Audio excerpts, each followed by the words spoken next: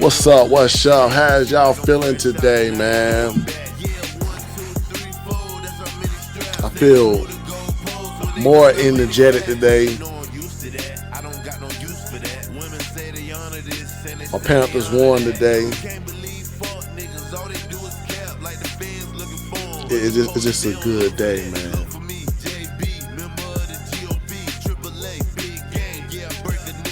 Yeah. You know, you already know what's going down today, folks. We feeling good.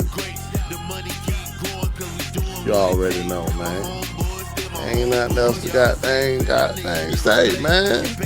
Today's a good day, man. Good day.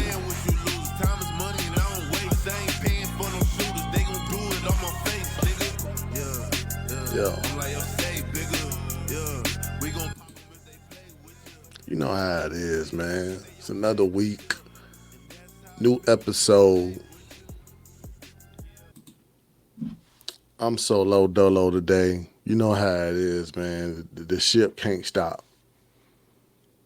But other than that, man, prayers out to everyone. Because, you know, I've been going back to church, you know, trying to get more connected with God. And the sermon today was like going through dark clouds. You know, bad days. Because that's what life is. Life ain't just about good times. Life ain't just about things going your way. There's going to be some times you're going to have to go through adversity. It's going to be some times when everything don't even go your way. You lose $1. Your tire pop. You know, those are everyday adversities that everyone had to go through. But does it mean I quit? Does it mean you quit? Nah, we can't quit. But it's human for anyone to sit there and be like, God, why am I going through this? It's human. That ain't nothing bad. We all experience that point in time when you just look like, God, why am I going through this? But just know, God put you through anything that you can handle. He have to test you. He have to test your faith. Because we're not weak. None of us is weak. So the things we go through, all this rain, hurricanes, hey, just know it's going to be a bright day for you. It's going to be a bright day for anyone. But we got to get through this weather. We got to get through bad times. That's the only way we, us as people, can know that we strong. I don't care who you is. I don't care if you wasn't even born with 2 hands. I done seen a guy have 1 hand get drafted in the NFL. It doesn't matter who you is, but we gotta go through the ups and the downs. Shoot, and even the side to side. We gotta go through that. My bad, folks, man. I ain't meant to get all serious with you today, man. It's just been, you know, that's what happens when you feel good, man. You get real emotional because you feel like it's a marathon. And you realize it's more than a race. And then when you hit that finish line, it's just you get a breath of fresh air and you're looking like, yo, I went through all that. But you know how it is, man. You already know. It's First Game Podcast. Season 3. Episode 26. We've been doing this for a long time. We've been going, you know, nonstop. I know it's some days that it'd be like, yo, Dang, some of these guys don't come on because we live life. We have, we have things going on. I'm not about to sit here and make it seem like we can just do it every day. This is about the journey. The journey always gonna have some turbulence. You got to go through it. But I'm glad anybody who's listening, who's watching, I'm very grateful, man. But times like this, you do gotta tell yourself that you just can't be moved by anything that goes on in the world. You gotta tell yourself that yo, I have goals and aspirations that I put out, that I set up. Just because my president do this don't mean I have to do that. That's how it be. I'm not gonna sit here and say be moved by everything what you see. Nah, you can just look at it, take the information in, and keep moving. Don't stop. But by me saying that, we might as well get into it, man. Yes, the government is on shutdown right now, folks. Yes, the government is on shutdown right now. As of October 5th, 2025, it has been a shutdown. The Congress has failed to pass a funding bill in the fiscal ending year on September 30th. This day of the fifth day of the shutdown, marking it the fifth longest in the U.S. history. When you look at that, you say, "Wow, what might go down? What else gonna go down with this?" Hey, it's gonna be a lot of stuff to go down. It might be, this was really going down. Federal workers, they're gonna go out with no pay. Some of these entitlement programs, such as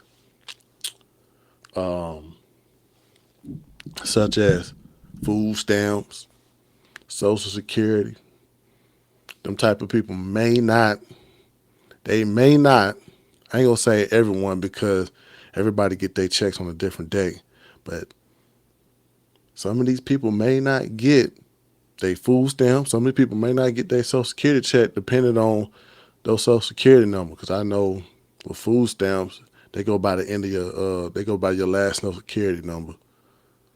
So some people get it early. Some people probably didn't get past the date. Who knows? But this is also a big one too. Hey, because there might be some more layoffs coming down. Some people say that Trump is out of his, power to do that. But he's really in his power while we in a whole bunch of debt. We in debt right now. So when you hear about this shutdown, that's the next thing they got to do. Because at the end of the day, the executive branch got the power. Yeah, the Congress can say, "Oh, we're gonna stop the government because we don't want certain things to go down," which I will get into it. But at the end of the day, the executive branch, hey, you know what that means when the government shut down? That means money stopped flowing. And when money stopped flowing, that's what I gotta do. I gotta cut some people to bring down the cost. The potential mass layoff has been threatened by the White House, which estimates $1.2 billion cost in back pay has already occurred. And these broader effects include delay of small business administration loans, halted food safety inspections. Like, I'm not no fan of the shutdown. Some people be looking like, yo, like, what does the shutdown do? I mean, the shutdown is basically like how, let's say if you run the business. I ain't talking about Chick-fil-A. It's the reason why Chick-fil-A make their money, but let's say Chick-fil-A, let's say if Sundays was affecting Chick-fil-A. Let's say Sunday was a busy day for everyone. It might be. But let's say that Sunday was a busy day for everyone to work, make money, eat chicken. They ain't making money because they're not open. Simple as that. But one thing what's going down is this is the thing that's going down.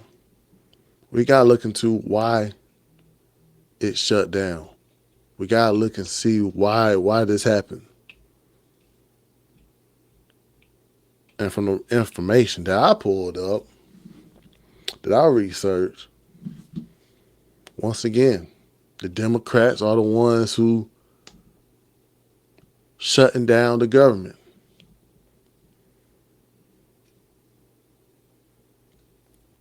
It's them. We already assigned for the big, beautiful bill. To be honest, the big, beautiful bill might be in effect like probably, I think it was October 1st. It would be in effect. But we were trying to, but it's always a time that when the government have certain bills that's about to go in effect, it's like a refresher. This was a refresher to let everyone know this is about to go down.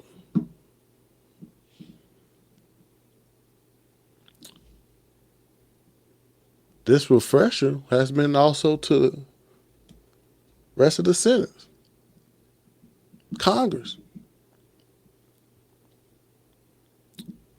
And some of these Democrats looked at the bill and they were saying, hold on, let's put some more, let's continue some of our stuff that we wanted.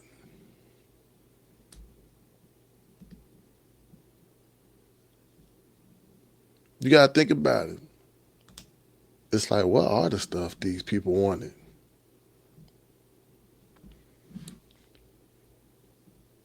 Every Republican, nearly all the Senate, 52 out of 30, voted for a clean CR, continuous resolution.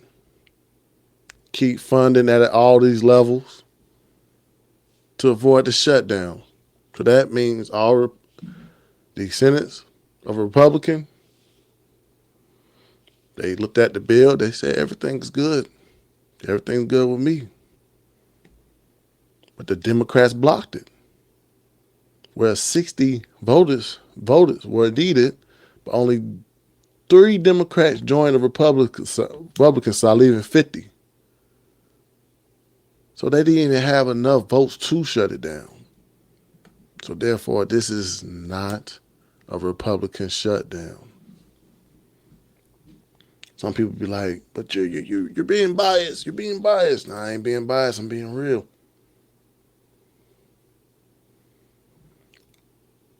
We got to see, because first of all, we got to see what this CR, because there's also been some speculation of all these, demands that some of these Democrats wanted. And plus, they looked at the big, beautiful bill and they see that And this could possibly raise up the price too in the past 10 years. But the Democrats' provisions is to me, my opinion, what I see, is not helping us, move as a good country. It's not helping us out.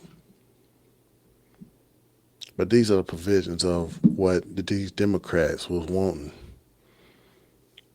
That was costing $1.5 trillion. They wanted permanent extension of Enhanced Affordable Care Act and subsidies.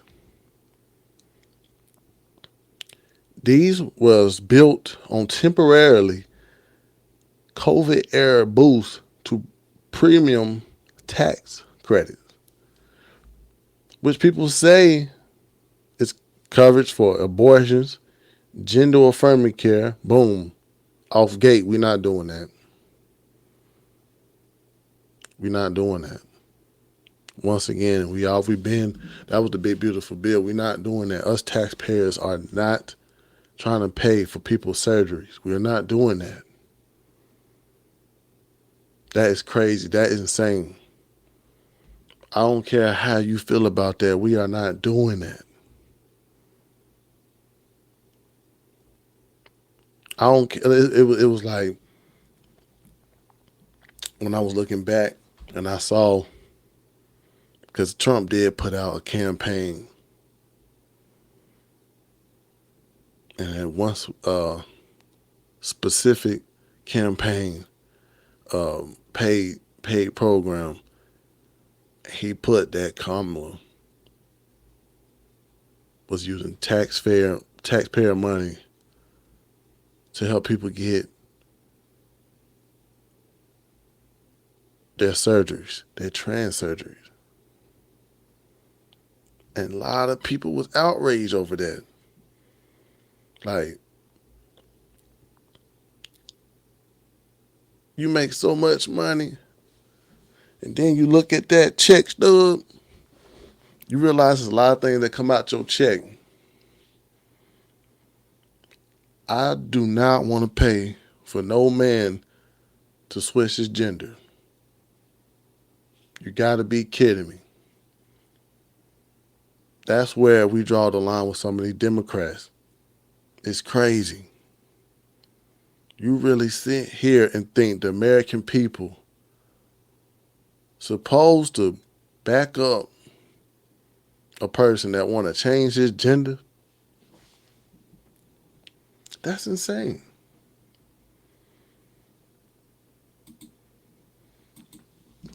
I mean, it's not like I'm on some.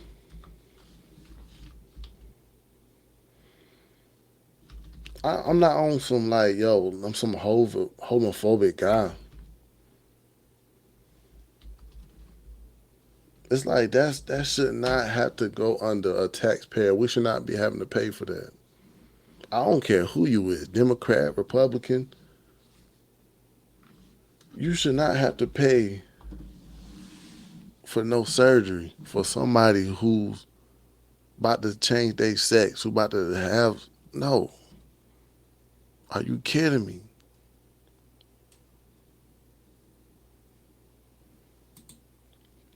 You gotta think about it, bro. I'm not paying for that. I don't care how much it costs. Let's look at it. I mean, it's a vaginoplasty. That ranges up to $20,000 to $30,000. Breast augmentation. That's $5,000 to $10,000. Fake feminization surgery. $10,000 to $50,000. Top surgery. $5,000 to $10,000. Bottom surgery. That can cost up to $24,000 to $24,000 to $25,000. Are you kidding me? No. We're not paying for that. That should not go under the taxpayer. You can do what you want to do as an adult. You can do what you want to do as a male. Go ahead, bro. Go do it. But me as a taxpayer, I should not be the one responsible for you to castrate yourself and put on a costume. If that's how you feel, that's how you feel. I'm not going, no, I can't do that. That's crazy. Here goes another one. Broader health care and expansions.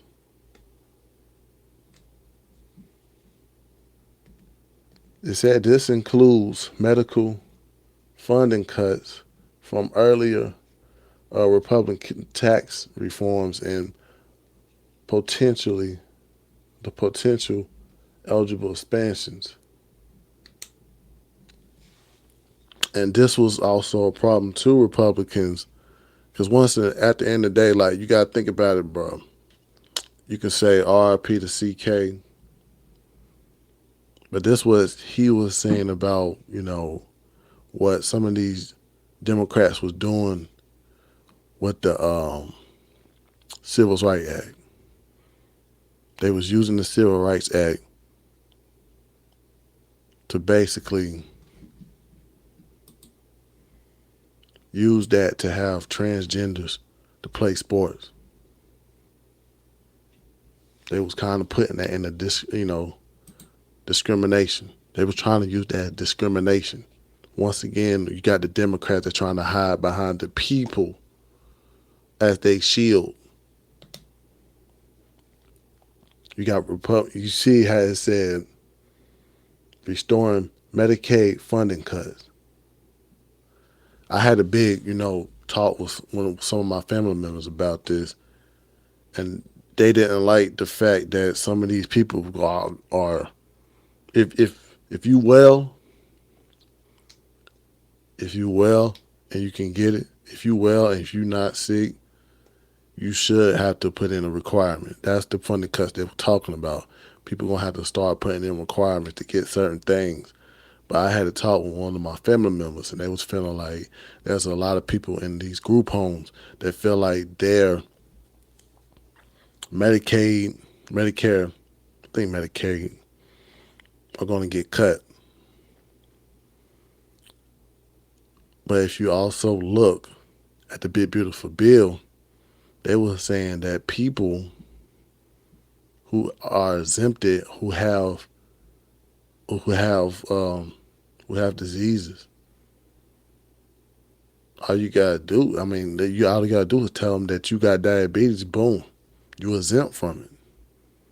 But they were just saying people who they're gonna have to show that they need the Medicare. That's all it is. But this $1 trillion expansions of Medicaid, these Democrats, now it's allegedly. I'm not. It's allegedly because you can't nowadays. You can't just point at people and say, "Oh, they the ones who did it." It's okay. It's allegedly. They were saying that these people, Democrats, was trying to expand this Medicaid to legal immigrants again. They were trying to keep that on the bill.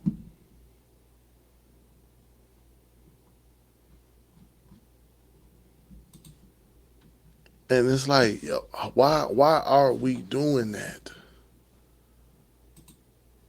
Why are we doing that again? I don't mind paying, I don't mind paying taxes for people who who need it. If I gotta pay taxes to help another American citizen, I don't mind doing that for my check. I don't mind doing that because, that's what part of being an American is. You gotta help each other out. Some people need help. But I don't mind doing that. That's what,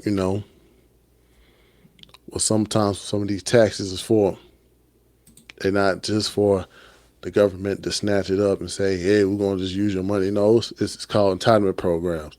Most of these entitlement programs help another American out that actually need it. But this was when you get people like this that try to dodge the question. What you dodging the question for? Tell the truth. Maxine Waters, let's hear what she say that what she wanted to do. Well, what's the real reason why they shut it down? Democrats demanding health care for illegal aliens? Democrats are demanding health care for everybody. We want to save lives. We want to make sure that health care is available to those who would die, but having the help of their government. So you're good with the government shutdown, even if it means giving health care to people who aren't American citizens? Well, that's what you're pushing on. What you're trying to do is you're standing here and you're trying to make me say that somehow we're going to put non-citizens over Americans. Quit it. Stop it. This is the kind of journalism we don't need. No, I'm just you're divisive. No, you're not. Yeah, no, you're being divisive. No, please. You don't need to ask that question. You're just trying to get controversy here. You're not going to get it from me. We want to save health care for all people. Thank you. Thank you, Congresswoman. Appreciate it. So what you tell me, what is so hard for you to say, no, we don't want to do that. No, we don't want to do that. What's so hard about that? If you're not doing that, just say it.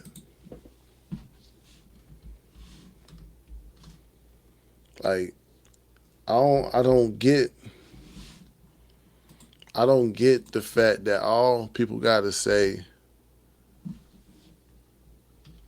is no. We're not doing that. We're not trying to give illegal health care to immigrants. We don't want to do that.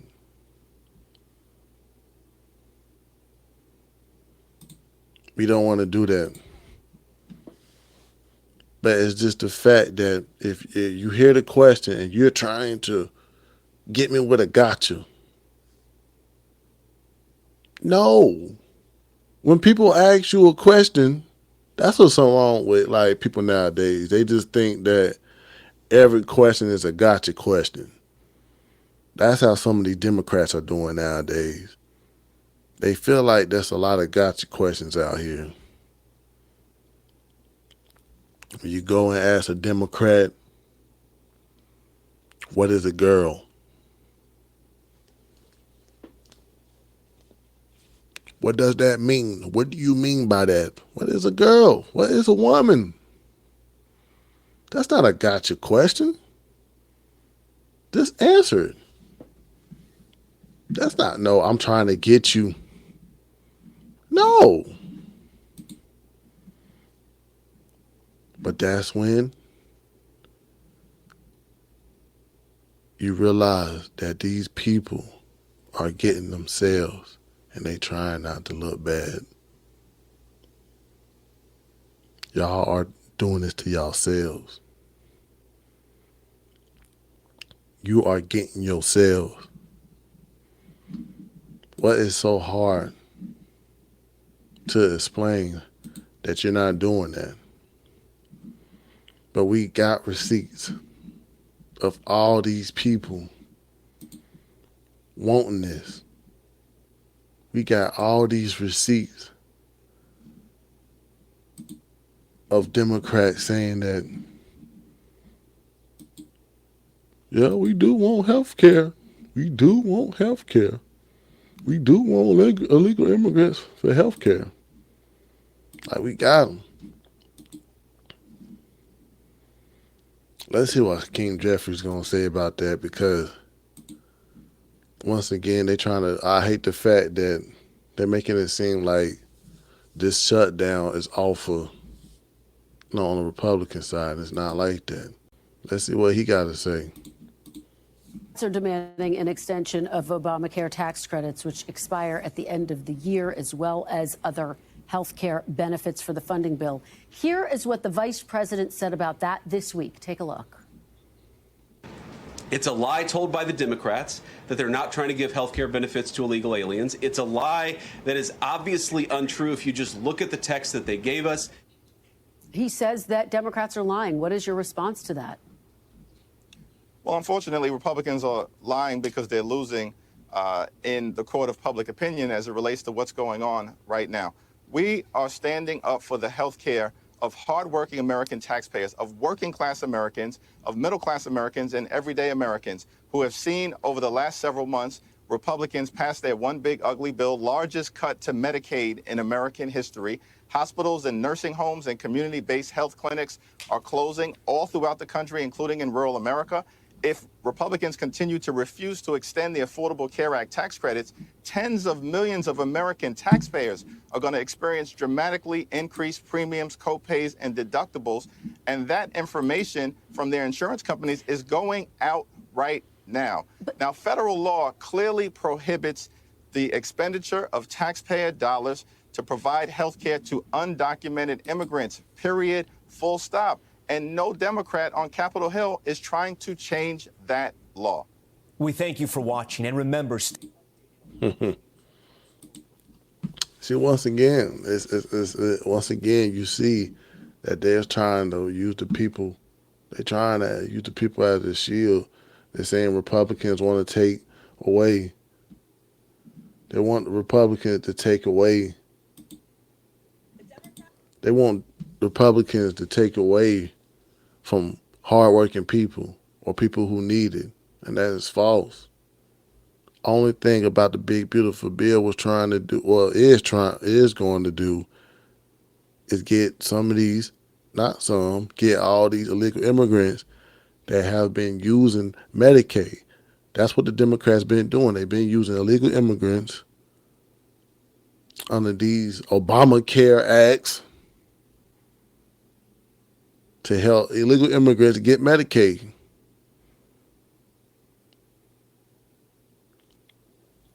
They're trying to get the money back in the hospitals. Because that's the crazy thing, too, when you hear Speaker Johnson,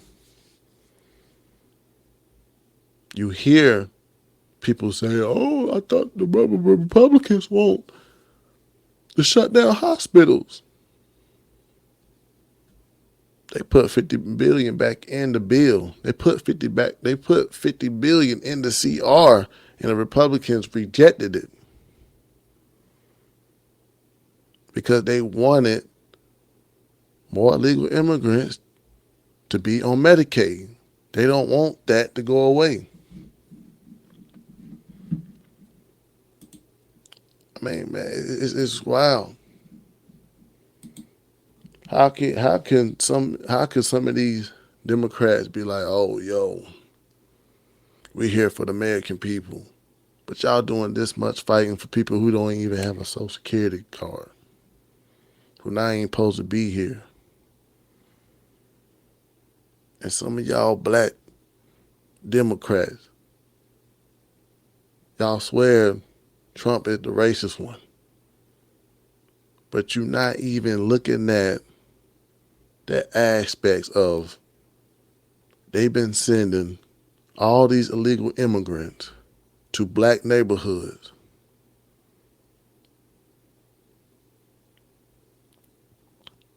Yes. Put the legal immigrants in black neighborhoods. Oh, y'all don't remember when they sent a whole busload of immigrants in a rich, white, liberal neighborhood? You know what they did? They packed them up and sent them off. And that's the real part that some of y'all not realizing what these Democrats do. They try to make you feel like that you're not smart enough to understand the problem. Let us think for you. Nah, you can't think for me, big dog. Let's go on from, like, Let's go on the other ones. Like, let's go on the other, like, crazy, they wanted to keep, it's like 50 billion plus. 50 billion plus. 50 million plus. Let's go on to 50 million plus of things they was trying to keep on the CR. Restoring funds to public media like NPR and PBS. Reversing the cuts to global LGBT initiatives. Mandates security funds. Yeah. They were trying to give back money to PBS that's already leaning left, that's already got Sesame Street and Grouch coming and saying that he's non-binary. Yes, they want to keep that going. They want to keep the kids locked in. Elmo coming out and saying, "Hey guys, I feel like I'm a woman. I identify as a woman." It's sad because many of us grew up on Sesame Street. Sesame Street, it's, I'm going to say it like this. A lot of us 80 babies has grew up on a lot of these liberal or woke companies. PBS. I remember my dad, it's crazy though. I remember my dad, he had a problem with Teletubbies. I used to watch that thing every day, man. I used to watch Teletubbies, never look deep into it. It was just a kid show. But my dad, he used to have a problem with Teletubbies. And he also noticed the tall purple one. These supposed to be kids. These supposed to be a kid show. These supposed to be, this supposed to be rated G. But the big tall purple one come out. Tinky Winky. Purple one. The big tall purple one come out with the deep voice, holding a pocketbook. Swinging the pocketbook around. This was a PBS TV show.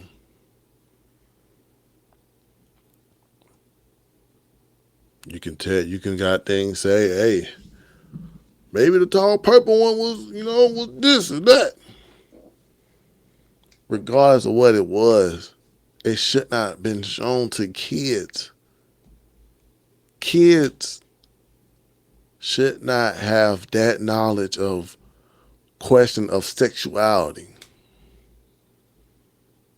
No, we shouldn't be showing that type of knowledge towards kids. We shouldn't be having kids around here thinking like, oh, do I like girls or not? Let them be kids, man. But you got PBS, public broadcasting station that's supposed to be free, by the way. You got an antenna. You can go on PBS and turn it on. These are one of these stations that's under the FCC. You should be able to watch it. It's a local channel. But they was putting that into the kids. No. These kids should not have that type of ideology. And let's go hear Robert Kennedy had to say more about what the Democrats wanted. Because this go under the global LGBT plus community initiatives. And he had something to say about it too. Let's hear what he had to say about it. And they're signing up for the Obamacare subsidies. That's called cheating. Our bill would put an end to that. And it would save about $140 billion on 10 years. The socialist wing of the Democratic Party and Congresswoman Ocasio-Cortez want us to reverse that. The second thing we did in our health care reforms in the One Big Beautiful Bill is to say you've got to stop lying when you apply for Medicaid. Under President Obama, we had virtually no eligibility checks. People could walk in and the Medicaid folks would say, how much do you make a year? And they could say $30,000 a year. And they'd say, okay, you qualify. Now, I trust people. I've said it before on this floor. I play cards with my friends all the time. They're friends. I cut the cards anyway.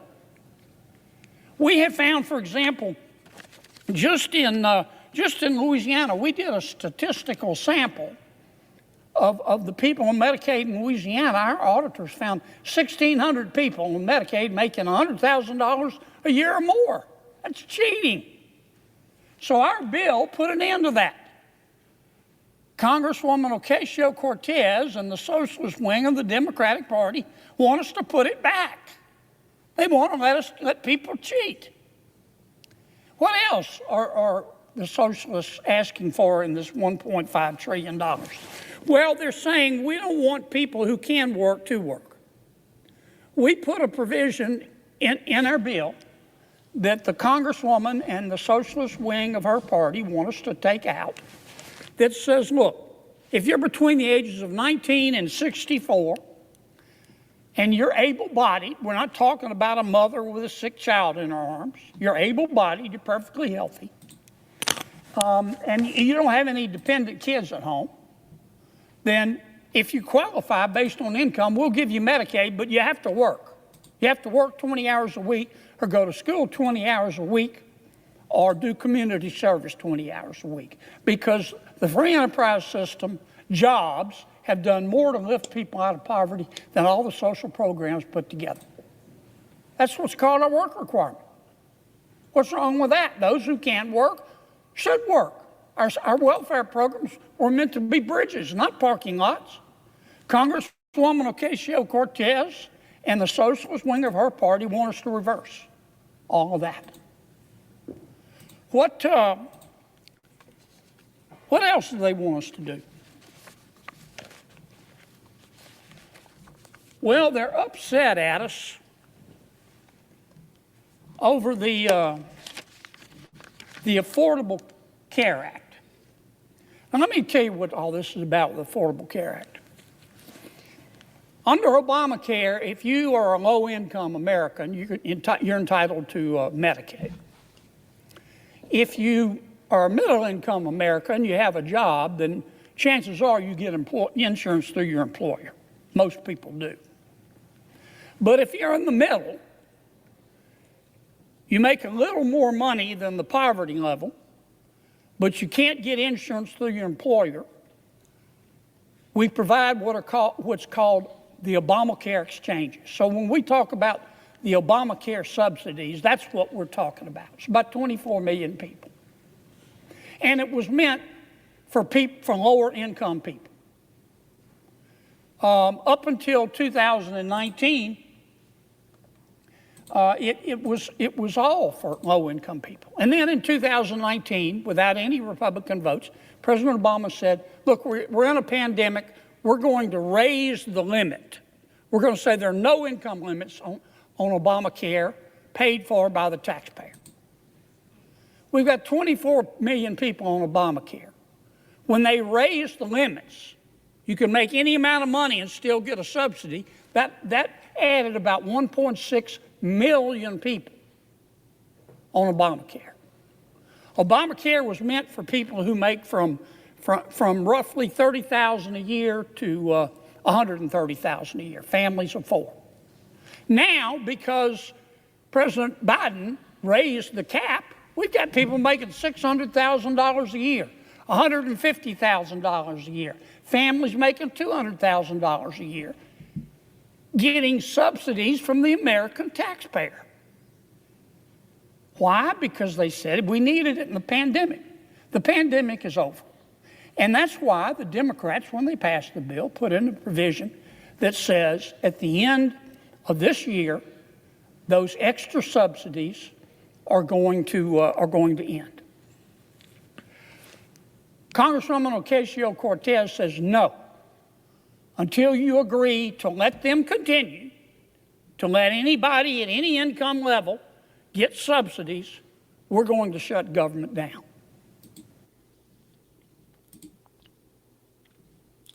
It's just more like you just gotta realize, like, these people don't realize where money coming from. These people don't realize, like, us hardworking Americans, we're the ones who's actually putting in and, you know, taking over the tab. They don't realize there's some of us out here that's trying to make a living for ourselves. We supporting our kids. But they feel like we should be supporting everyone else they bring in. And the people they bring in don't even be entitled to live in this country. That's what kind of people on the other side. That's cool. They can think like that because more and more people are starting to realize, nope,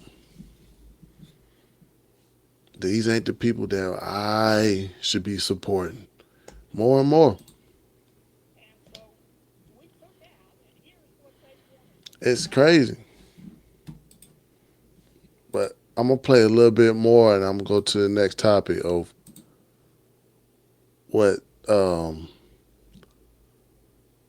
John Kennedy found out. This was the kicker right here that had me kind of outraged of what they really wanted. This the kicker right here.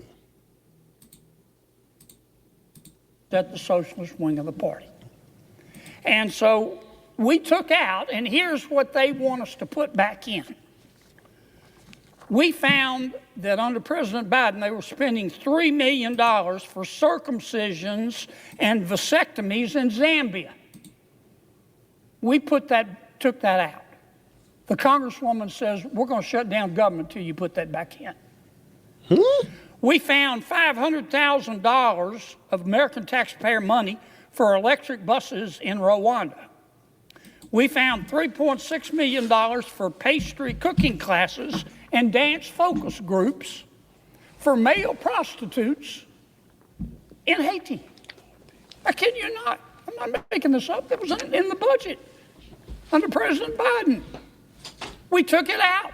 Congresswoman Ocasio-Cortez in the socialist wing, the loon wing of the Democratic Party, says we're going to shut down government until you put it back in. I'll just read you a few more that we took out. They are demanding we put back in. $6 million for media organizations for the Palestinians. $833,000 for transgender people in Nepal. $300,000 for a pride parade in Lesotho. $882,000 for social media mentorship in Serbia. $4.2 million. We took it out. The Congresswoman and the socialist wing of their party says we got to put that back in for the open government. $4.2 million for lesbian, gay, bisexual, transgender, queer, and intersex people in the Western Balkans and Uganda. I could spend the rest of the afternoon here. We took all that out. It upset Congresswoman Ocasio-Cortez. It upset the socialist wing of her party. And now that wing of her party and the Congresswoman are threatening all other Democrats and saying, you've got to shut that government down until we get what we want. And part of what they want is to add this kind of stuff. I ain't got to put no more out, man. I don't care what like, come on now. They expect us, American hardworking people, to pay for that. Are you serious? We supposed to be paying for circumcisions and vasectomies in different countries?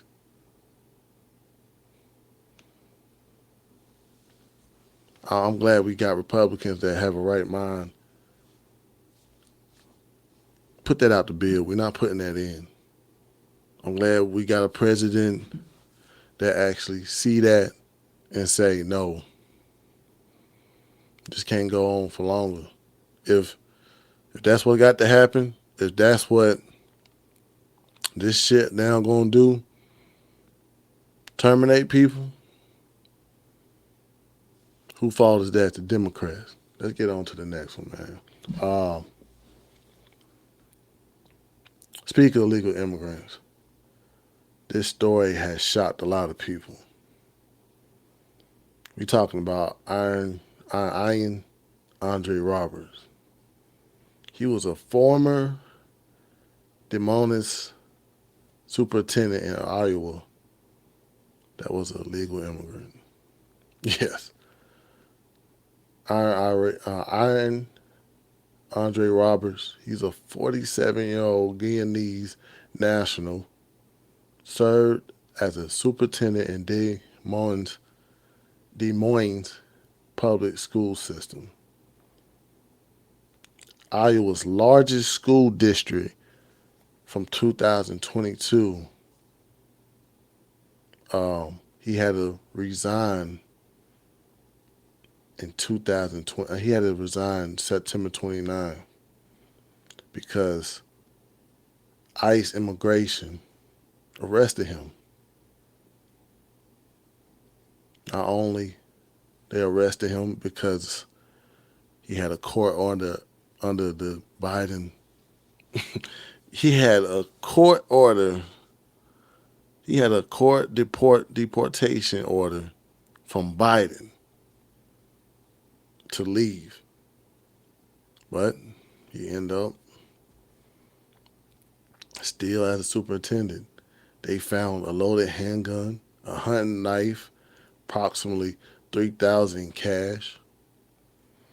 Also, he was supposed to be, I think the average, I'm not sure about the average of a superintendent. I'm gonna look that up. But he was making more than the average. He was making more than the normal superintendent.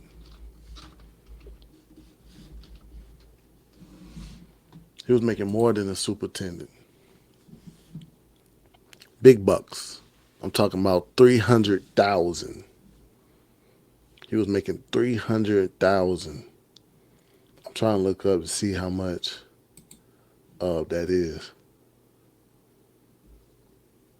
And you like, it's crazy. Because you gotta realize, like Trump said it. Trump said out his mouth, there are some, and he's also a registered Democrat. What that tells you, Trump wasn't lying about some of these illegal immigrants are voting. Even though they don't have history of him voting, he is a registered Democrat.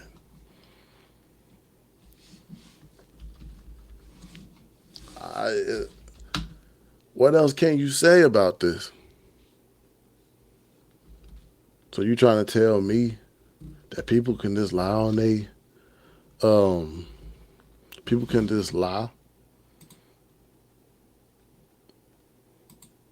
People can lie nowadays on their resume. Anybody can be a superintendent nowadays. That's what you telling me? I want to know because shoot, if that's supposed to be a job that no American, well, not one American wanted, shoot, it must not pay that good if not one American or not American didn't want it. That's why I hate that some of these people try to say that. Some of these people try to put that out. Okay. The average, I'm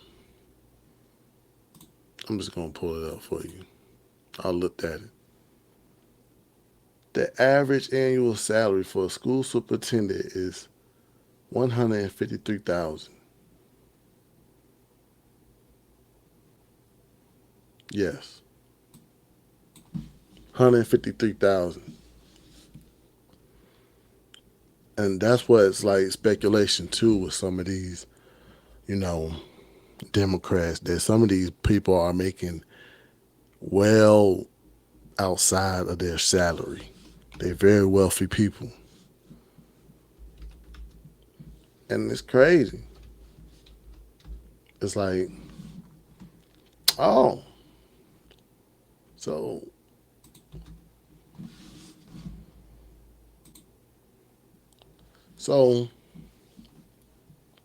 you see here that Ian Roberts was making $286,000. The average salary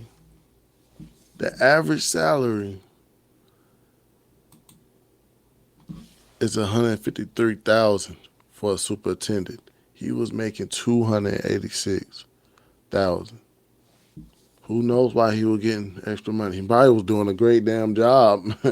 If he had to lie on his goddamn resume and got the job, he probably was actually doing the job. Then not only he got a job at the school system, this man had criminal records. I don't care who you is. Certain jobs you're not going to get. If you got a criminal record, you should not have a job in the school system. I don't care who you is. You should not have a job in the school system.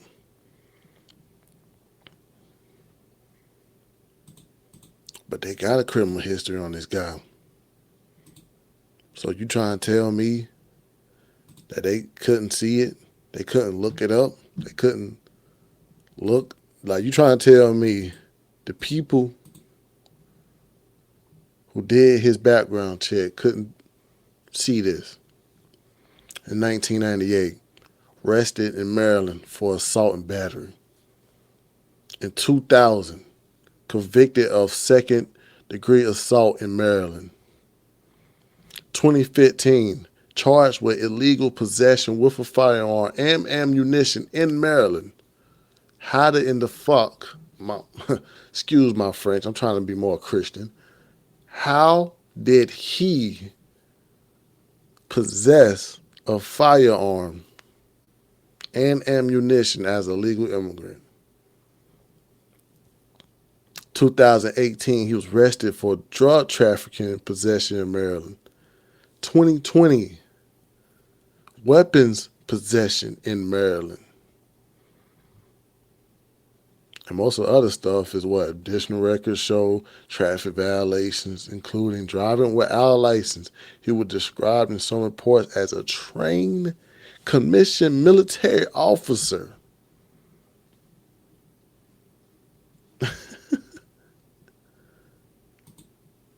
What? How did he get a job in a school system? He was hired by DMPS in 2022 after search process by JT Consulting and their external firm. He allegedly falsified his educational credentials, claiming degrees from institutions like Johns Hopkins University that he couldn't verify.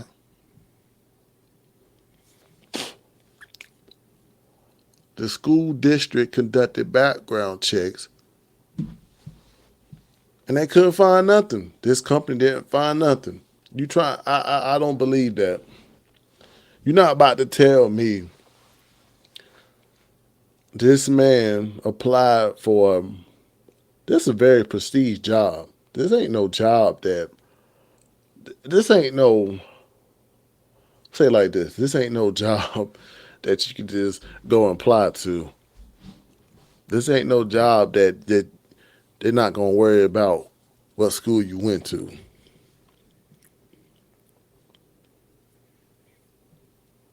You telling me that he got past this?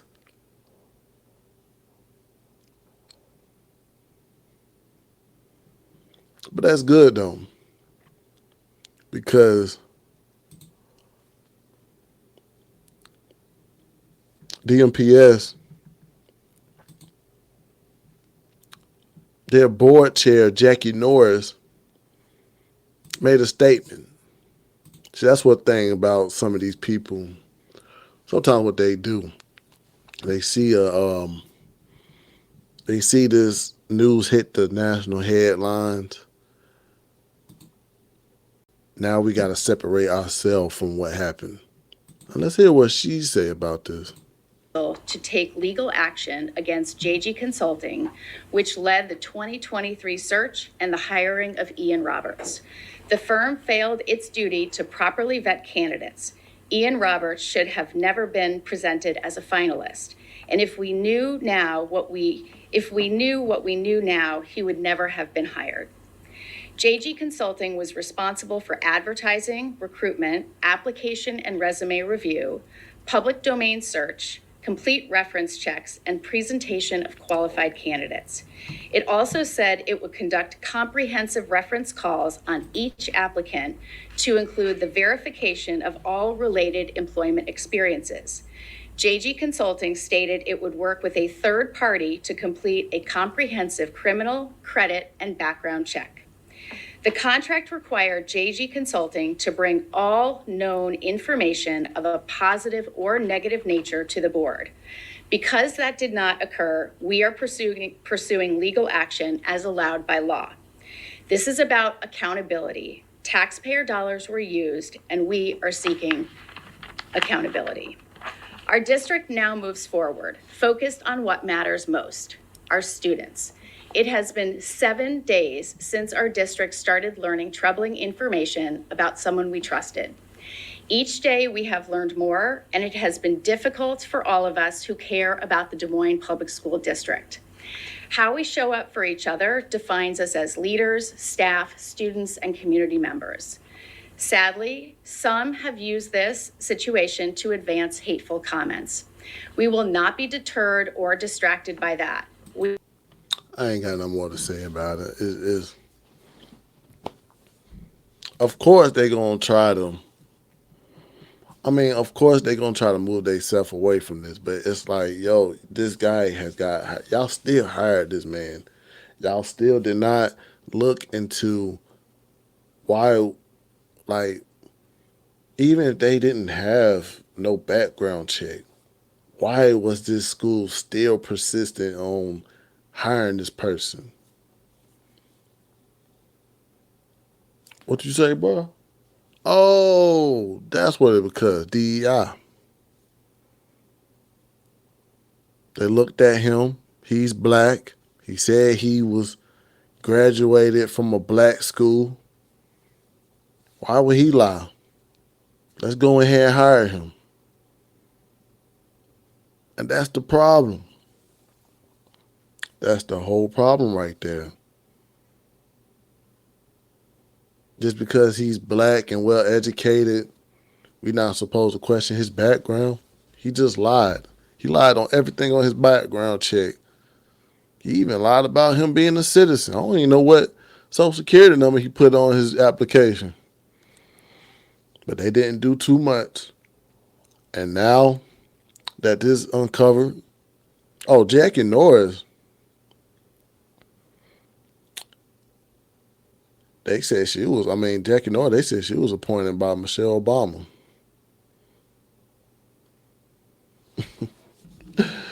It's crazy, man.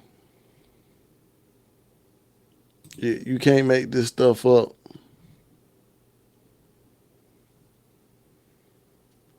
You can't make this stuff up, man.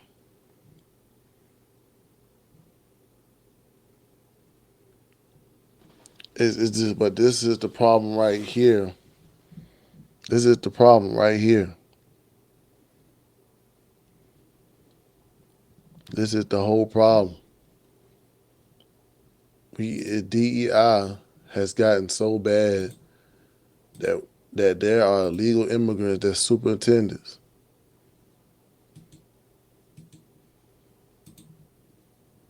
And ain't nothing said. it's still people out here. Look, Jackie, Democrat, running Senate of Iowa, was a former chief, stabbed to Michelle Obama, has publicly defended the higher process.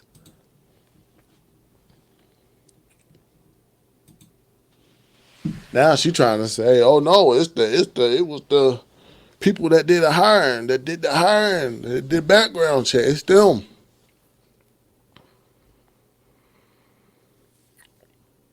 Of course you're gonna blame somebody else. Of course you're gonna point the finger at somebody else. Jackie, don't try to make yourself look good.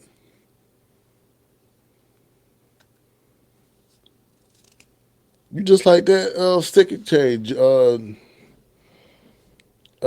dang, what's her name? Not Obama, Biden's secretary. You just like her. Now you want to write a book of all the lies that you told. Why you want to write a book now? Because Biden secrets has been exposed. That's what she trying to do. She want to point her fingers at the JT consultant. I ain't saying the JT consultant did that job. I don't have no credible information about that. But at the same time, they still had to go past Jackie Norris. Either she didn't see it, she got to pull up her receipts. Either she didn't see the background or she didn't want to see the background. But at the end of the day, this is a prime example of DEI right here. They just wanted somebody black and colorful at the superintendent in Iowa. Yeah. Because Iowa is predominantly white. But, these DEI specialists say, hey, I think Des County, I think they need some color as superintendent. I don't really got too much to say about it. But it's a failed system. It's a failed system. It's a failed system. Because it's like, it did sound good. It did sound good. We're going to just hire someone off their skin color. If there's not enough black people at that position, we should add more black people. Then we're not going to look at the standards. Then we're not going to see if this person can actually do it. But for some reason, this guy was the best of all superintendents in Iowa. He raised so much money. He raised so much good money for Iowa. Who knows why? But there will be more information to uncover for this. I just want to know. It's kind of hurtful because you look at the fact that people like Jasmine Crockett was saying immigrants are working jobs that Americans didn't want. So you try and tell me there wasn't college qualified graduates that could have been an Iowa superintendent? You try and tell me there was some people out there that did not want that job? Above the salary of a superintendent? You trying to tell me people didn't want that job? I can't buy it. I can't buy it. Let's get to the next one. I think like episodes back, we covered the news of KYREN LACY. He was an LSU football player.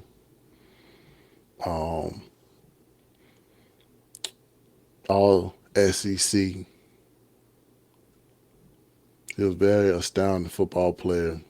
December 17th, he was allegedly involved in a crash on Highway 10 in Louisiana. He was accused of speeding and legally passing, which led to a on-head collision with a 78-year-old passenger. Allegedly, he fled the scene. He had a warrant for his arrest on January 10th, 2025. He turned himself in 2 days later. Then he was charged with neglect homicide, felony hit and run with death, reckless operation.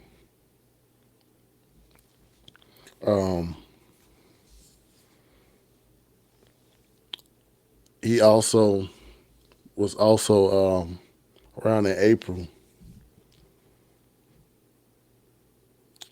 in Houston, Texas. He was also on a run with the cops because of this sort of crime.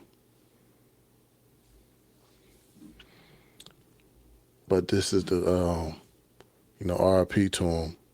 He wasn't just no thug off the block. He was actually a college student, big future to go in the league. And it's sad hearing that. But a lot of people destroyed this man reputation as a good football player because of this incident. Because it struck, because I also too, when I looked at this incident, I thought this was another reckless college student story. I thought this was, one of them bad stories of NIL deals. I actually, forgive me, I did not see everything from this story. That's what some of us do. We take a story, and since everybody else circulating the story, it's got to be true. But on October 4th, 2025, LACY's attorney stated that the new evidence, including footage of LACY, he was nowhere close to the fatal accident. And I got a news clip for that, man.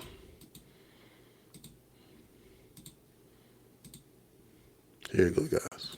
That's right. So KYREN LACY's attorney says that he looked at every piece of evidence, including surveillance video, body cam footage, and the investigative report by the Lafourche Parish District Attorney's Office.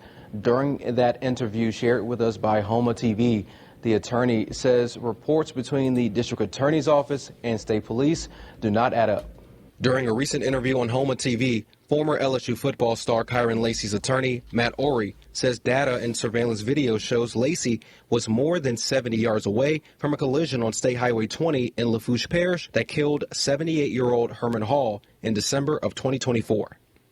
At the time of impact, he's 72.6 yards behind the vehicles at the time of impact. Following that wreck, LACY was accused of being at fault for the crash and turned himself in to state police in January on counts of negligent homicide, felony hit and run, and reckless operation of a vehicle. At the time of his arrest, Louisiana State Police stated that LACY, who was driving a green Dodge Charger, illegally passed multiple vehicles, causing a vehicle traveling in the opposite direction to avoid LACY by swerving and crashing head-on into the vehicle that Herman Hall was a passenger in. Ory says LACY was too far away to have any effect on the crash. KYREN LACY did in fact pass 4 cars. There's no disputing that.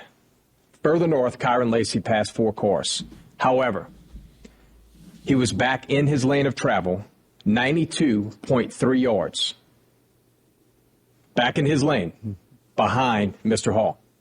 In a statement sent to WWL Friday night, Louisiana State Police said in response to the Homa TV interview in part, investigative findings revealed that Mr. LACY's reckless driving while approaching oncoming traffic led to the events of the crash. The very last line of the report from the District Attorney's Office says the evidence submitted in the crash report does not support that KYREN LACY should have known that his actions were the cause of the crash that happened approximately 72 yards in front of him. Ory suggests a state trooper was trying to influence one witness on how to describe the crash. But during that exchange, the witness involved in the crash can be heard blaming another driver who is not Lacey, before the state trooper redirects the conversation to Lacey's charger. That lady in the back of me, she didn't know what's happening. That's how she called that record. She was running in the back of me. So, but the charger was coming right at you, Right, correct? right. And that's why you had to slam on your brake, the head on with you.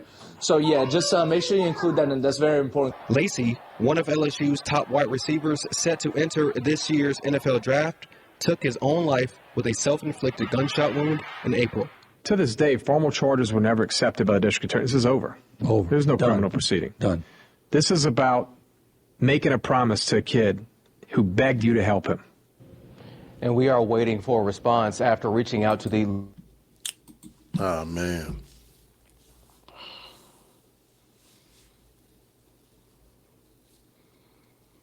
It's like, dang, man.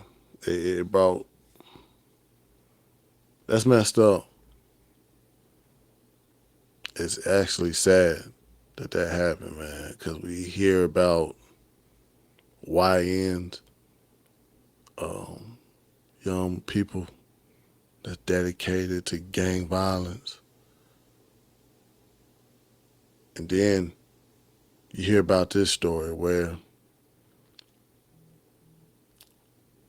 this young man was completely innocent.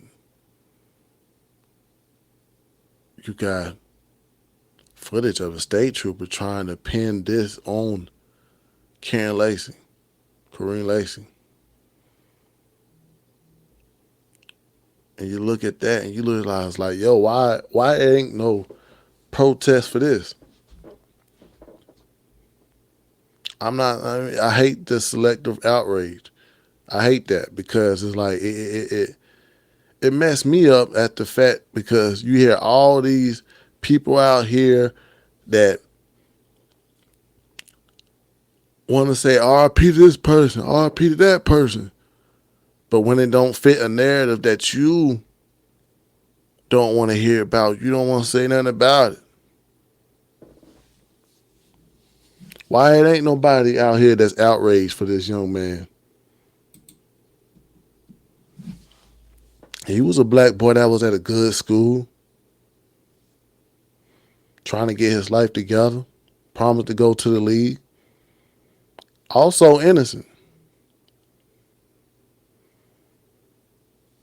Why it ain't no outrage for that? Why we get some people that just want to scratch their neck? Yeah, you could say killing himself wasn't the best option for him, but he's 24 years old. The boy felt like everything was over with because the cop was still trying to pin a homicide on him. In April, he died. They had him on a high-speed chase. He was in Houston, Texas. We don't know what happened in Houston, but at the same time, the boy thought it was over for him. He ain't got no college career. That has been documented too. It's been it's like that one player that was in Baylor. He was like some oversized linebacker. And he was wrongly accused of rape. R-word. Lost his football career. I'm just kind of pissed off because there are some people out there that the only time they're outraged is when there are racial violence. But why you not outraged over the fact that, dang, this boy was innocent, turned himself in, and still was on the warrant list?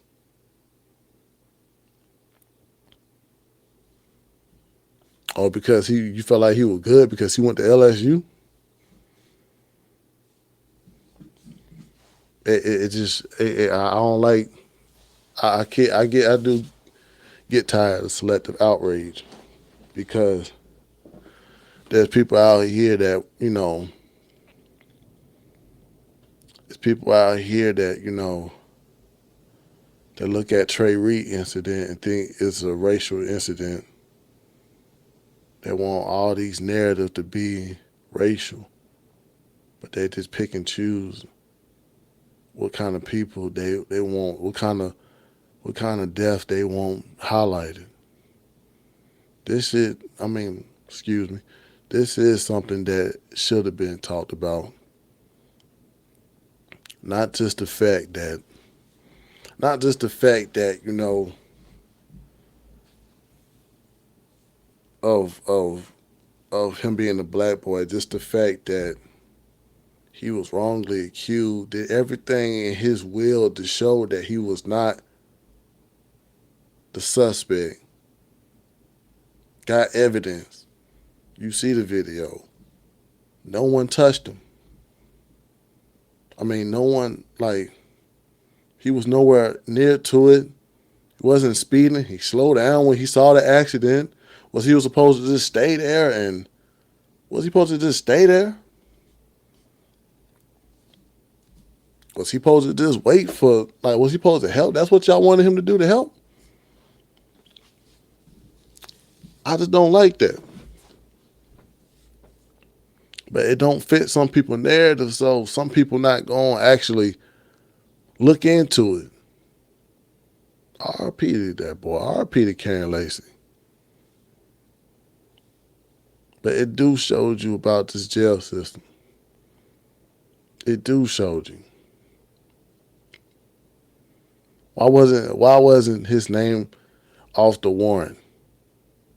Why were these people still trying to arrest this boy? He was in Texas and they still had a warrant for out. Man, he ended up killing himself. He thought he was gone. He thought it was done. And that's one of them sad stories that it's like, that shouldn't have happened. Let me get to another one, man. Caleb Wilson. Caleb Wilson was a 20-year-old junior at Southern University and A&M College in Baton Rouge, Louisiana. Majoring in mechanical engineering, he was also a talented member of the university Human Jukebox Marching Band. On February 25th, Wilson, at the age of 20, died following allegedly an off-campus hazing incident involving Omega Psi Phi fraternity, of which he was a prospect. Remember, he was basically becoming one. And this incident in Baton Rouge, and he has been described as a cautionary tale highlighting ongoing issues in Black Greek life on college campuses. His autopsy confirmed the cause of death, leading to a wrongful death lawsuit filed by Wilson's parents in September of 2025 against the Omega Psi Phi, 12 of its members, and the Southern University system.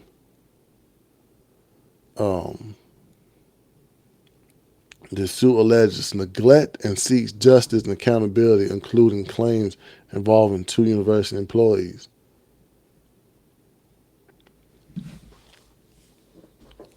Once again, man, it's like, that's sad. That's sad, man. And you gotta think about there's always, like, I mean, you gotta think about what's going on at these schools, what's going on at some of these, you know. I'm not against no colleges. I'm not against these, you know, frats, fraternities. But some of these incidents have to be looked into. This is not no one-time thing. This has been an ongoing thing that does get swept under, like these hazing rituals that some of these fraternities put some of these students in. Then it becomes a vanished incident. I remember hearing that in another incident where one of these fraternities pushed a a person off a building on some hazing thing just because you want to become a fraternity. And, you know, it's been going on. Hazing-related deaths in U.S. colleges and universities remain a persistent issue, which one such death reported since the 1970s. According to comprehensive tracking by hazing researcher Hack Neuer, there has been 125 deaths across all levels, primarily in the 25 years, 2000 to 2025, averaging 5 per year. For the past 10 years of 2015 to 2025, the data from newer database database and across reference sources indicate approximately 42 deaths, with alcohol intoxication being the lead cause of most. Over 80% of these hazing deaths.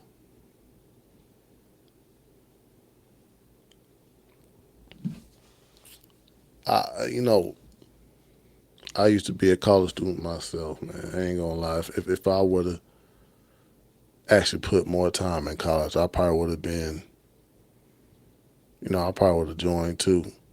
I'm not mad at the people who joined. I'm not, but it's just that you do have to put this out. You gotta highlight this. What is going on at these fraternities? What they have to really do. That's why it's like, are these people our rituals? Are these people, getting sacrificed? Is that something that a person actually got to do? They got to give their life just to be in these fraternities or sororities? I'm not saying that the sorority fraternity, I salute you if you did that. That's an extraordinary thing. But you still have to look at these incidents. It's not good. But, that's one thing that goes down in college nowadays, that, some of these deaths don't get highlighted because it's so much, fun thing to go in college. I'm not saying that your education is bad. I'm not against none of that.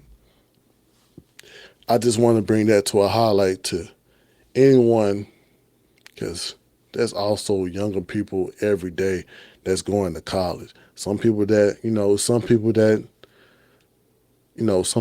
have a different experience. Some people have a good experience.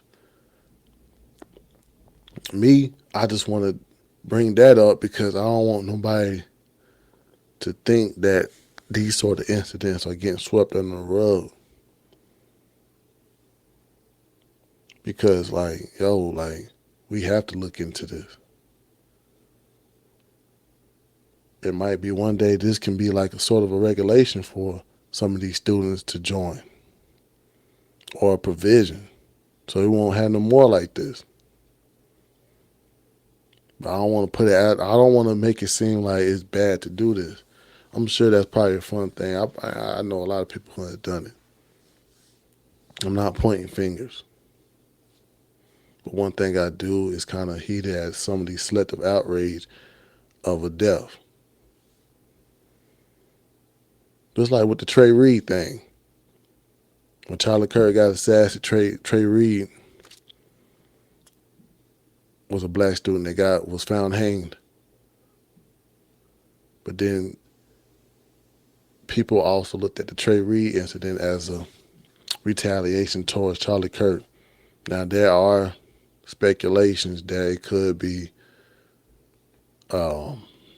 there are speculations that this incident can be under the faulty play.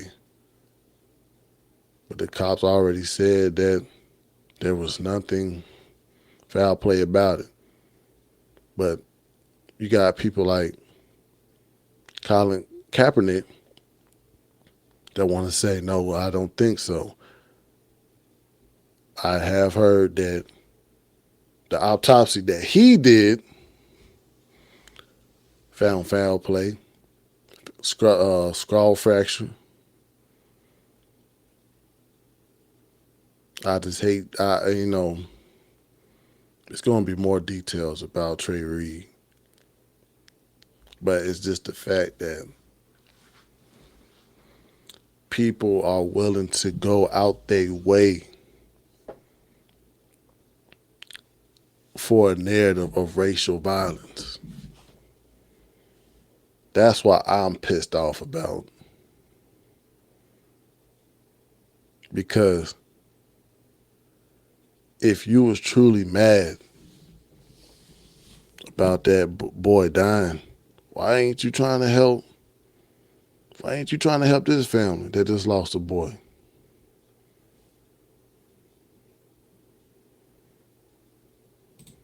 Why ain't you trying to help, this family get their justice?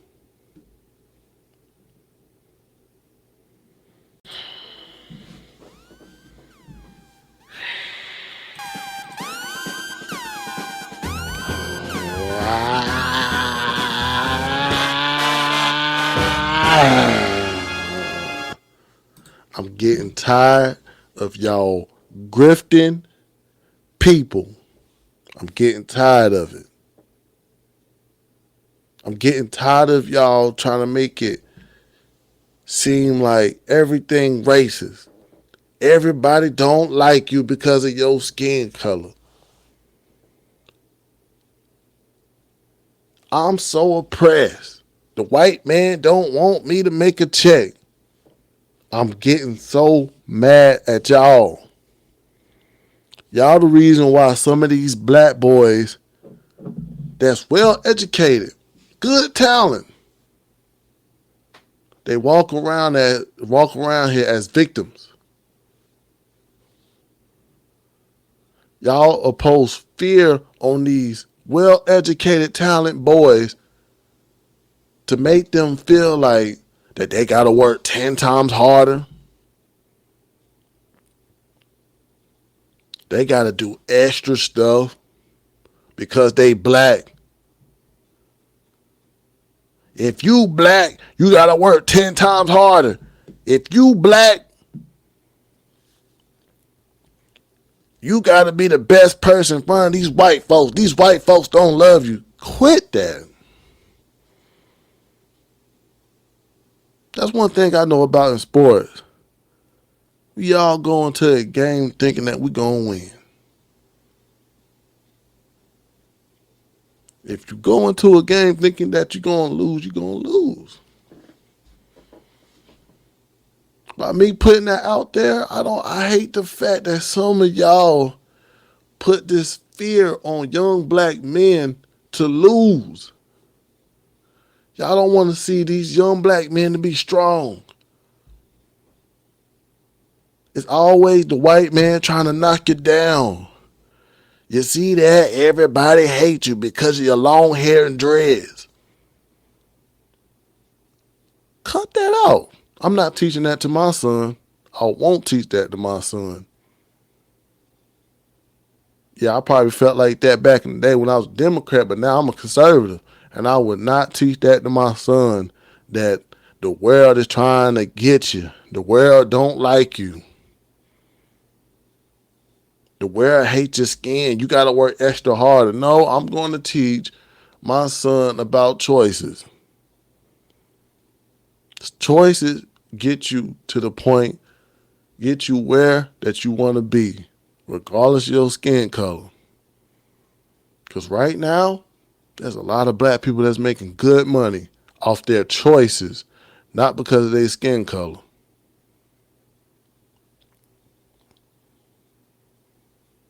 I don't want victimhood on my son. I don't want victimhood on your son either, or your black son. Because that's got to stop. You looking for an excuse to be weak. Then when you get to the point that you're around well-educated folks, you looking at them like you can't relate to them because you're not their skin color. Stop that. We got to get out of that.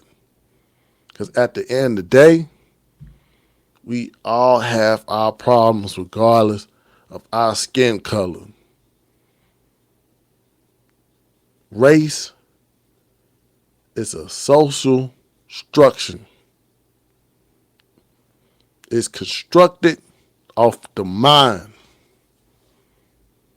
How I look at it, what person said, we ain't got no color, we all different shades of wheat.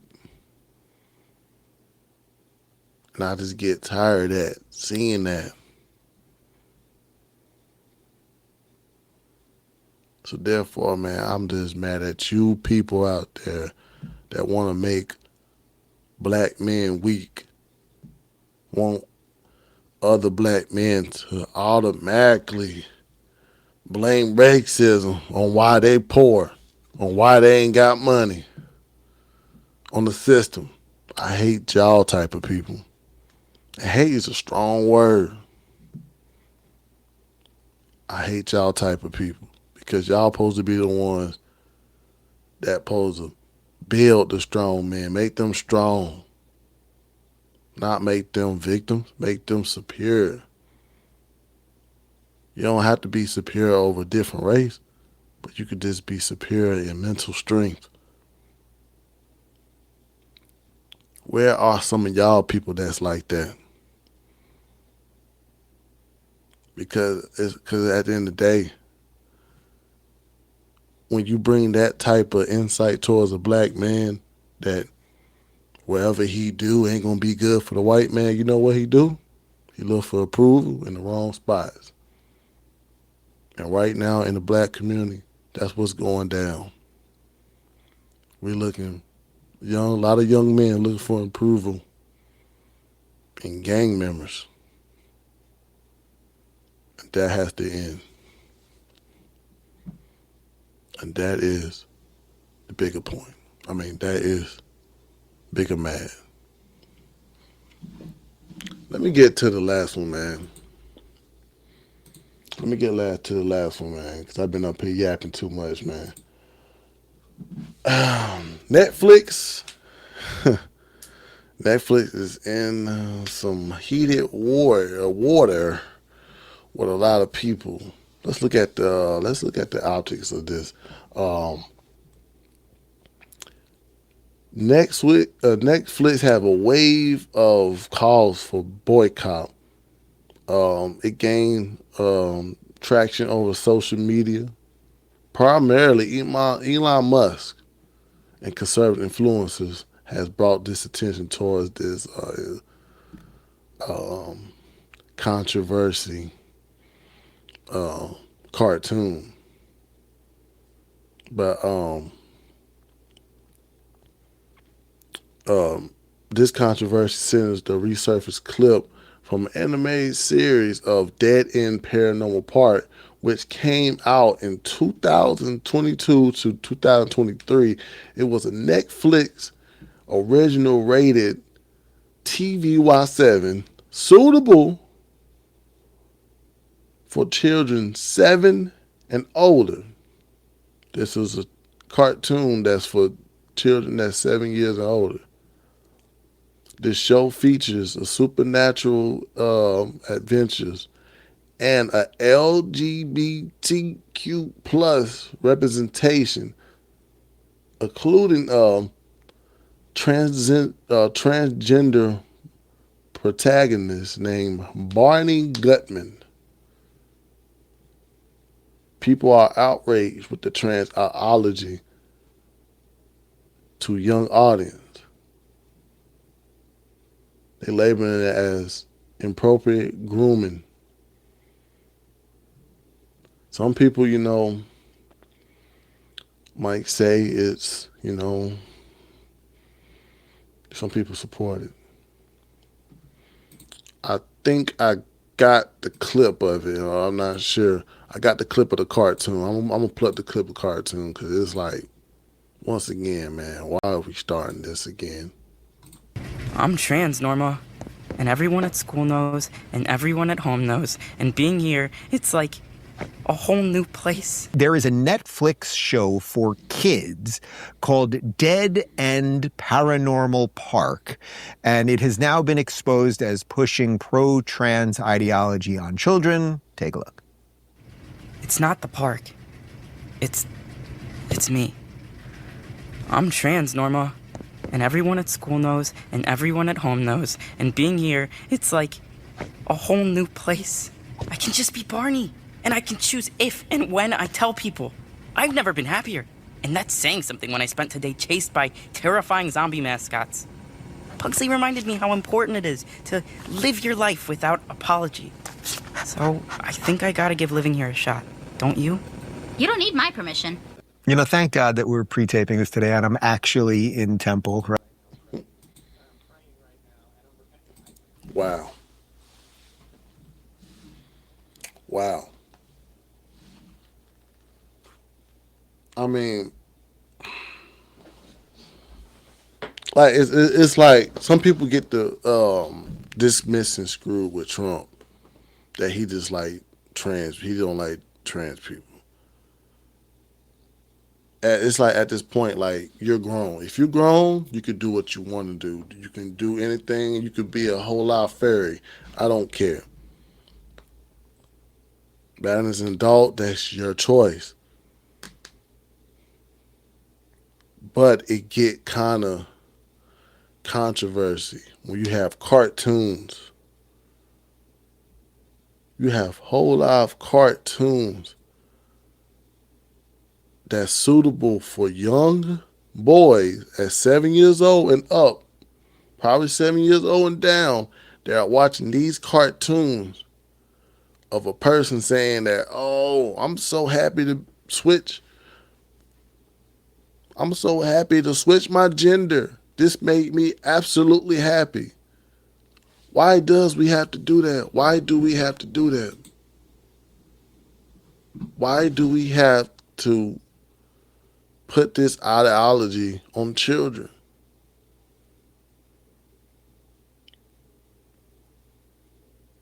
It sickens me. I don't like that. I have a young boy myself I'm raising, and I don't want him to be exposed to that. I don't want him to think that when he get older and he have some type of mental issues that changing his sex will be the right solution for him to be happy. Because ideally, most of these people that change their gender, they don't be happy.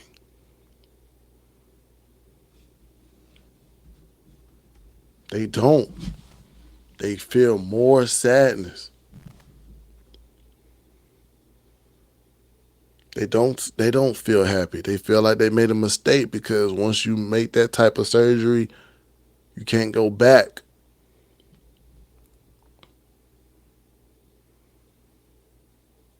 And it gotta be alarm right now. It's gotta be alarm for everyone because they're not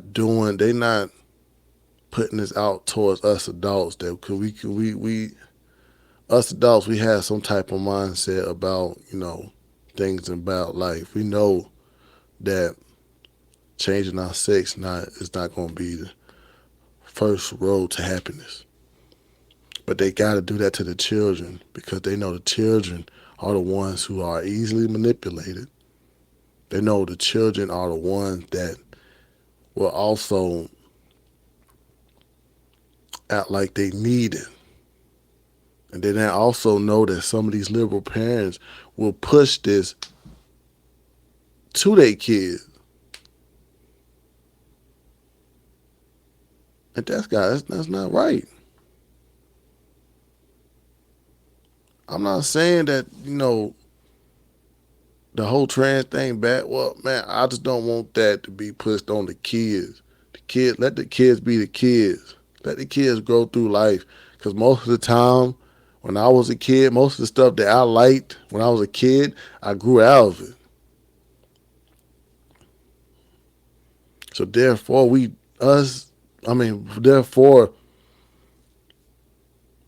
when you were little and you just became in this earth, you don't know. You don't know what's going to ultimately make you happy.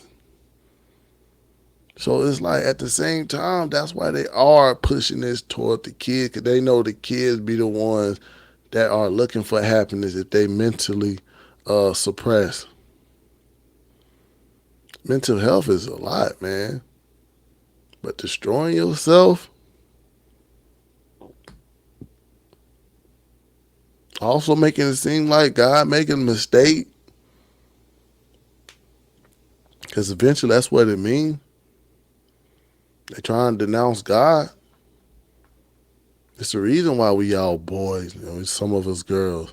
So it's the reason why some of us men and some of us women.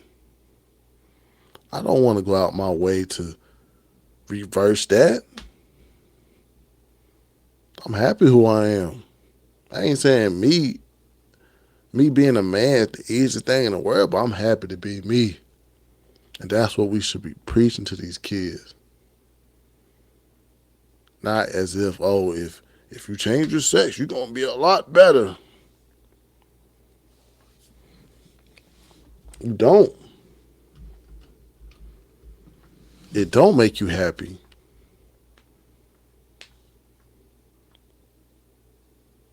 And I just don't like the fact that it's like nowadays they are like they not letting the kids be kids. They're letting the kids grow up with too much information. Too much. It's like you giving alcohol to a little kid. These kids are growing up too fast. And that's when you have, I want to be a boy. Or I'm a boy that's want to be a girl. That's not the solution. I don't want that to be the solution for anybody, kid. Because most of that time that'd be a fad. And those type of decisions cannot be, erased. Those type of decisions you can't go back to it. You can't get off from it. You got to live that mistake. But I don't have nothing against the LGBT community. I don't want nobody to think I'm homophobic or transphobic. One thing I am, I just cared about the children. I don't want the children to make bad decisions like that, because you can't take it back. You can't recover from it. A lot of people who make that type of decisions end up more mentally damaged because they realize it doesn't make them happy. Most of the time it makes you happy when you realize that being you is the best thing in the world. Embracing your ups and downs is the best decision for you as a kid.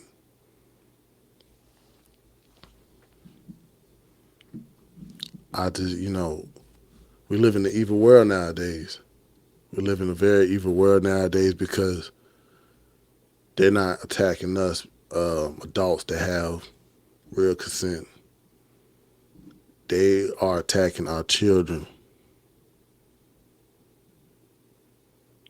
They are attacking the ones. They're attacking the ones that's coming up. And we us adults gotta be the ones that step in and help these kids.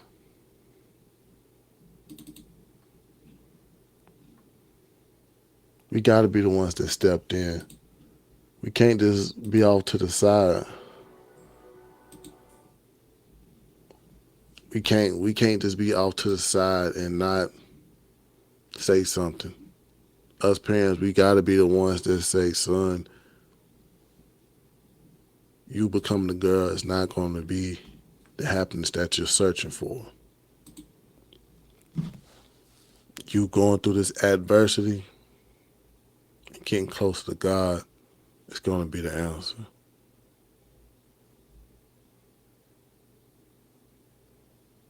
But, you know, I hate that some of us conservatives,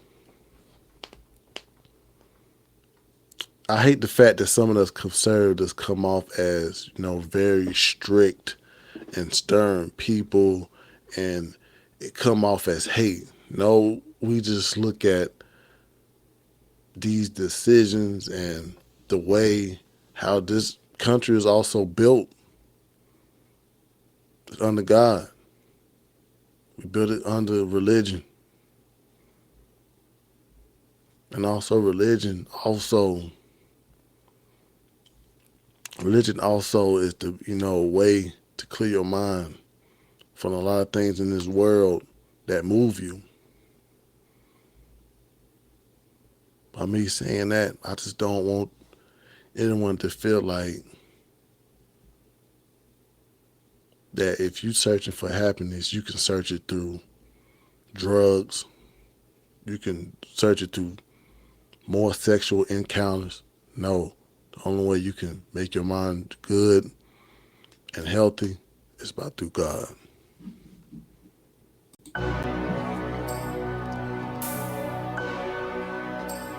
I'm solo dolo today, but it's good though. The final thought, nigga. The final thought, nigga. The final thought,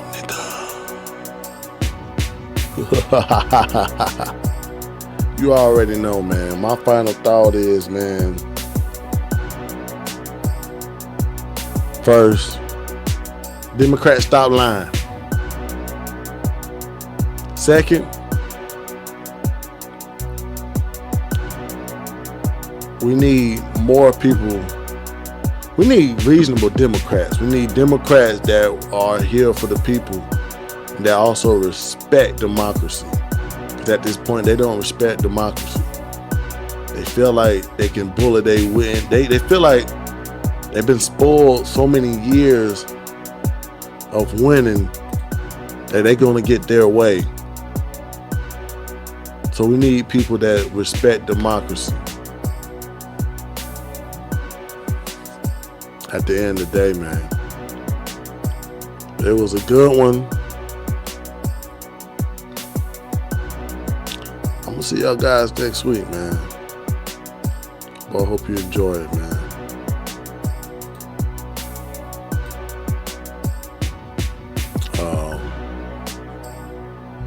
Go on Spotify. I will be doing another bigger point. Give me some time. It's been good, folks. See you next week.